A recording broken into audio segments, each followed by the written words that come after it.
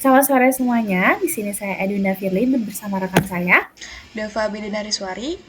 Di sini kami akan mempresentasikan bagaimana pentingnya menghentikan pelecehan seksual sebagai isu gender dan hak asasi manusia. Boleh di next slide.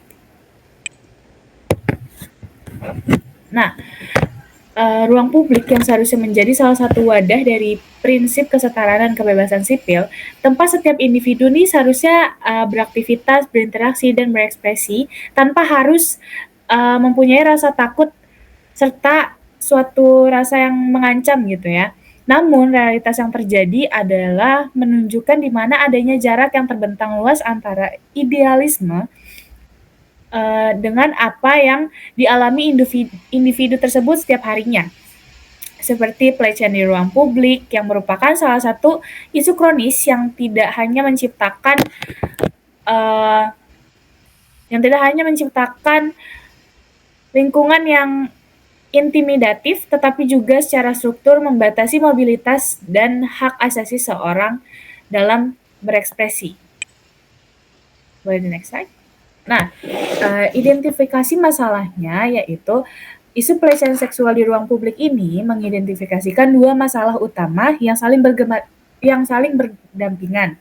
Yang pertama, dominasi kerentanan berbasis gender, yaitu melalui hasil survei yang dilakukan oleh Koalisi Ruang Publik Aman atau KRPA pada tahun 2019 menunjukkan bahwa 3 dari 5 perempuan di Indonesia pernah mengalami pelecehan di ruang publik. Angka ini kontras dengan laki-laki yang tercatat 1 dari 10 pernah mengalaminya. Nah, temuan ini juga nggak hanya menegaskan bahwa pelecehan ini merupakan masalah kejahatan, tapi juga masalah gender yang berakar pada budaya patriarki yang cenderung melihat perempuan sebagai objek seksual dan inferior. Yang kedua ada pelanggaran hak asasi manusia dan budaya. Nah, victim blaming ini merupakan salah satu pelecehan seksual dalam berbagai bentuknya seperti verbal, fisik, dan non-fisik. Nah, hal tersebut itu merupakan tindakan yang merendahkan harkat, martabat, dan integritas tubuh seseorang yang menjadikannya tuh pelanggaran hak asasi manusia atau HAM yang fundamental. Nah, dampak yang ditimbulkan melalui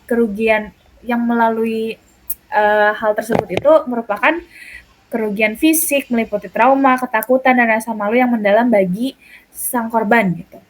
Namun, pemahaman dan respons masyarakat terhadap isu ini masih rendah, seperti fenomena ini menunjukkan kegagalan kolektif dalam menjamin hak atas rasa aman dan hak untuk hidup bebas dari kekerasan dan diskriminasi bagi setiap warga negara.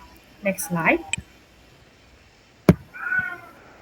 Next slide itu argumentasi. Nah, yang pertama itu ada kerangka hukum yang progresif sebagai jaminan HAM, yang dimana pengakuan hukum yang jelas menjadi fondasi esensial.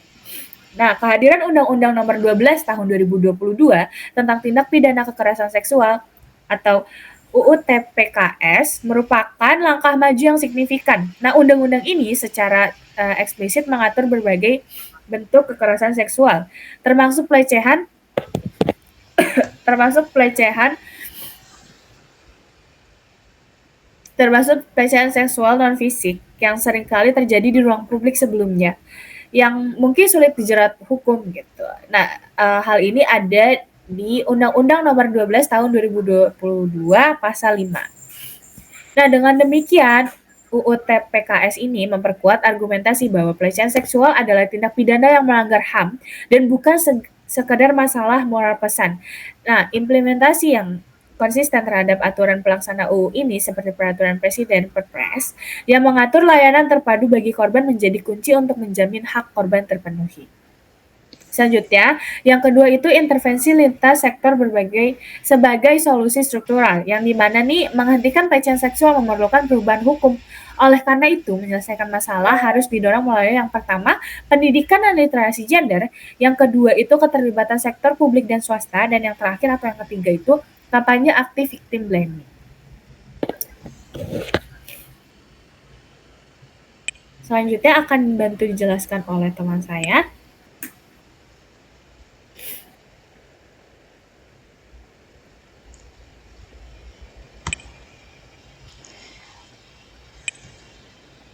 Di sini, kami mengajak para perempuan untuk mewujudkan ruang publik yang aman dengan menolak segala bentuk pelecehan, mendukung korban, dan menentang budaya patriarki yang melegangkan ketidakadilan.